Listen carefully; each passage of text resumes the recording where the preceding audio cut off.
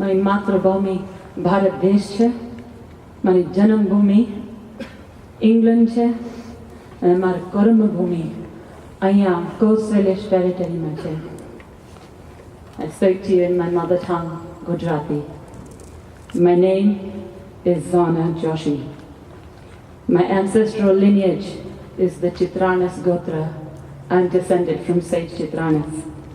My motherland is Mother India. The land of my birth was England, and I live here on Coast Salish territories in Seattle. And what I have learned from the different Coast Salish peoples is that their cultures were matriarchal. And I was asked by Earthfeather to speak on matriarchal culture. As I said, I'm descended from a sage lineage. I'm Brahmin, that is my caste, in India.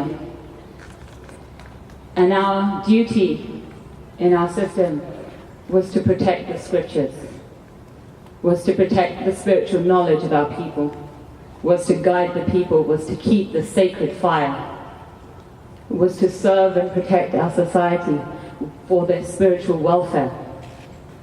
That was our duty. Due to centuries and waves of colonial oppression, we lost our way. We lost our way. And the caste system was corrupted. And it was turned into a system that oppressed and excluded instead of uplifted. It did not defend the people. And so I must acknowledge my privilege as a Brahmin person, because we became elevated. Instead of staying on the ground with the people, we became privileged and separate from them. So it is my responsibility to my ancestors to acknowledge that and behave the way I am supposed to behave, instead of the way colonial trauma teaches me to behave. That means it is my duty to speak the truth. It is my duty to serve others. It is my duty to resist oppression. And it is my duty to look to the spiritual welfare of the people so that we can bring about peace and justice.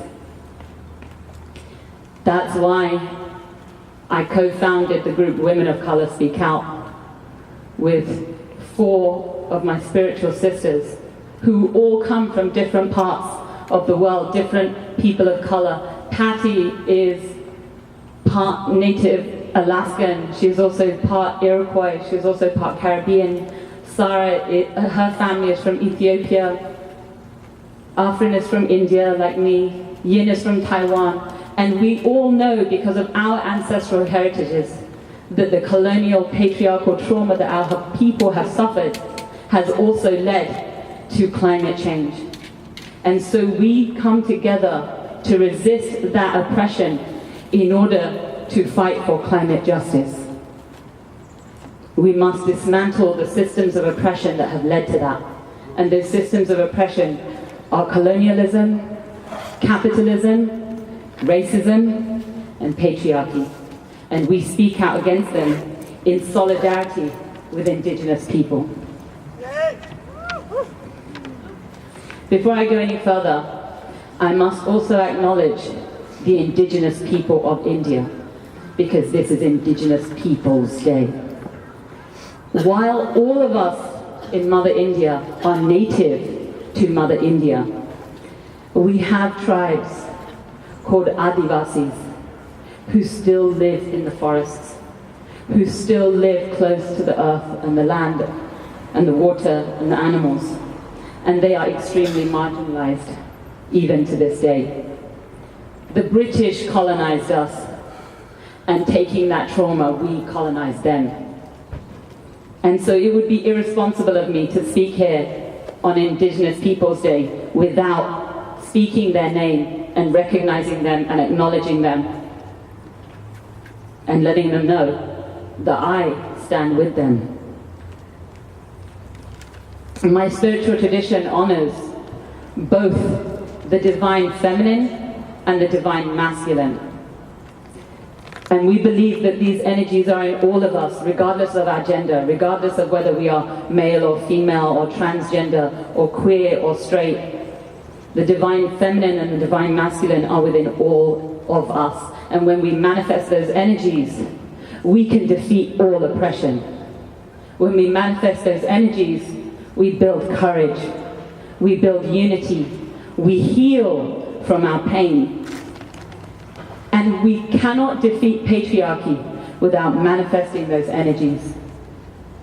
And my people used to know that in order to manifest these energies, we must begin by defending those who are most vulnerable, by defending our women, by defending our femme people, by defending our sick, by defending our elderly. That is how we manifest the divine feminine and the divine masculine. And when we know that we thrive once again, and we ultimately defend Mother Earth. In ancient India, when patriarchal forces attacked us, our warriors would take the name of the Divine Mother. Because to defeat the patriarchy, you must manifest her energy.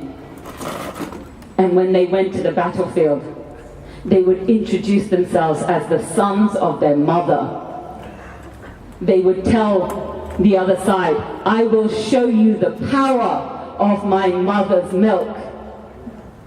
Not out of egotistical bravado, not out of that, but because they were acknowledging that a warrior doesn't become a warrior by picking up weapons. A warrior is taught at his mother's breast that it is his duty to defend others, that it is his duty to speak the truth, that it is his duty to fight for justice. That is what a warrior is. And we here are spiritual warriors. And so, in fighting the systems of oppression that have led to climate change, in representing my sisters here in Indigenous Peoples Day on this land, I would like to say to you all, let us all show them the power of our mother's milk. Thank you.